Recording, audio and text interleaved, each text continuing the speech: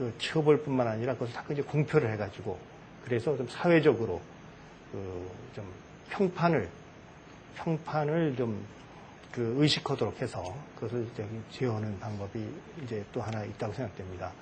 다시 말하면 대기업이 사고방식을 바꾸어서 중소기업과 같이 상생해야 되겠다. 이렇게 생각을 하도록 그 사회적인 분위기를 만들어 나가줘야 합니다.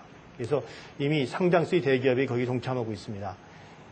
이제 지금 거래하시는 대기업은 어떤지 모르겠지만은 주요 그 우리나라 소위 재벌 기업들은 많이 지금 참여를 하고 있고요. 그래서 그 거래 기업들하고는 그런 불공정 하도를 하지 않겠다 하는 그런 약속을 하고 있습니다.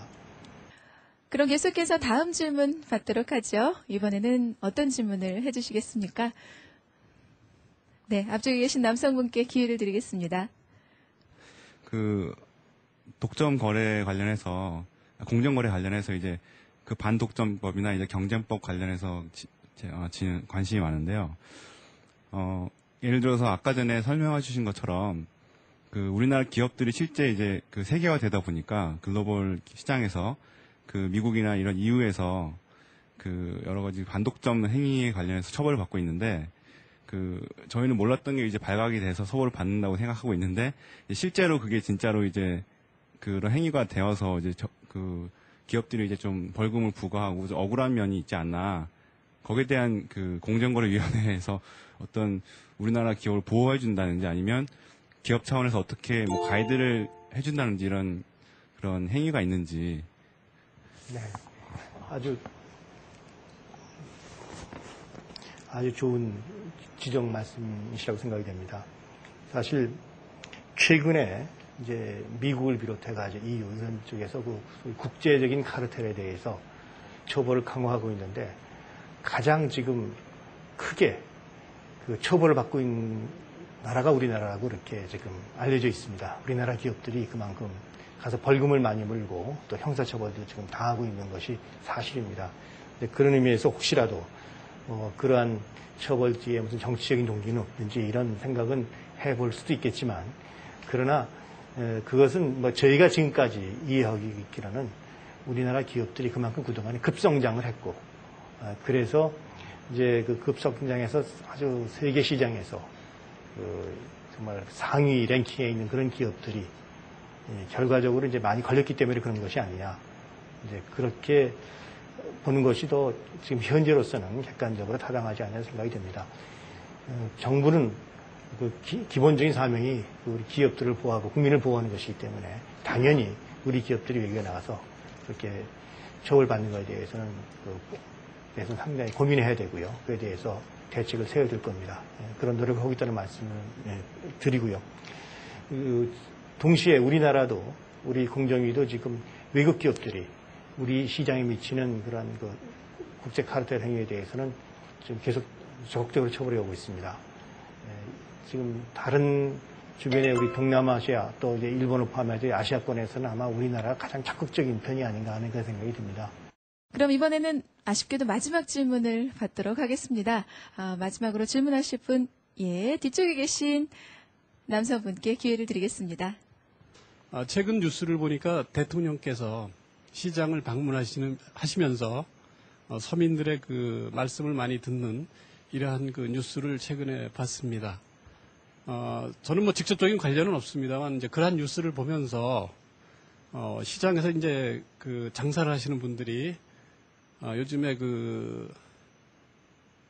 뭐라 그럴까요? 대기업 계열의 대형 유통업체의 등장으로 인해서 상당히 어렵다. 뭐 이런 그 호소들을 하시는 것을 들었습니다. 뭐 이것이 이제 자유시장 경제를 지향하는 이제 우리나라 입장에서는 여러 가지 어려움들은 많이 있으시겠지만 공정위 차원에서 이러한 문제를 해결할 수 있는 어떤 그 선제적 대응책이라 할까요? 이런 것들이 있으신지 질문하고 싶습니다. 사실 그 부분이 좀 저희 공정거래위원회로서는 고민스러운 부분입니다. 지금 경쟁을 촉진하는 것이 보통 대기업의 어떤 횡포를 좀 이렇게 억제하고 그래서 중소기업들에게 어떤 공정한 경쟁 기회를 이제 많이 이렇게 제공하는 그런 방식으로 뭐 이루어지는 건 사실입니다만은 그렇다고 해서 그 대기업의 어떤 그 정상적인 경영 활동을 억제해가면서까지 하는 것은 그 아니라고 이렇게 저희들은 이해를 하고 있습니다. 근데 문제는 지금 이제 그런 대형 슈퍼마켓들이 이제 그 지역 시장에 진출해가지고 영세 그 대래 시장의 그 사업자들에게 이제 상당히 이제 어려움과 걱정을 이제 끼쳐드리고 있는 그런 상황인데요. 일단은 이제 그 경쟁 당국의 입장에서 볼 때는 그 어쨌든 이제 새로운 그 소위 사업자가 나타나가지고 소비자들에게 좀 더 선택의 기회를 주고 또 양질의 서비스를 제공할 그런 기회가 많아졌다는 점에서 그것을 이렇게 부정적으로만 볼 수는 없다고 생각을 합니다.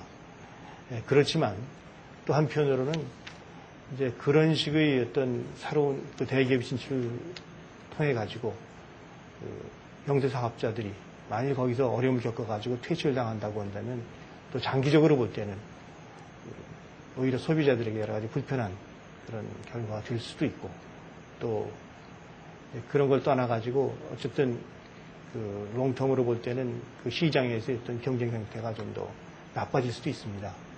그래서 저희가 이제 바람직하게 보기에는 그런 대기업과 중소기업 간의 어떤 그 서로 간의 그 장점이 있고 또 단점이 있습니다. 그것을 서로 보완해 가면서 상생하는 그래서 상호 공존하면서 경쟁해 나가는 그런 관계를 만들 수 있도록 노력하는 것이 중요하지 않냐는 생각을 합니다. 저희가 말은 그렇게 하지만 실제로 구체적으로 하는 방법은 쉽지는 않을 것입니다. 그래서 그 문제에 관해서는 저희가 지금 계속 고민을 하고 있다는 말씀입니다. 글로벌 경제 위기로 인해서 요즘 기업 간의 구조조정과 인수합병이 점차 늘어나고 있습니다. 하지만 기업들의 이러한 노력에도 불구하고 과다 경쟁과 담합에 대한 우려도 점차 높아지고 있는 것이 사실인데요. 바로 코앞의 이익을 생각하는 것이 아니라 기업과 기업 간에 서로 상생할 수 있는 방법을 바로 공정거래위원회에서 함께 역할을 담당하신다면 더욱더 좋은 방법이 분명히 있을 것 같습니다. 오늘 CEO 특강 여기까지입니다. 다시 한번 오늘 공정거래위원회 서동원 부위원장께 큰 박수를 부탁드리겠습니다.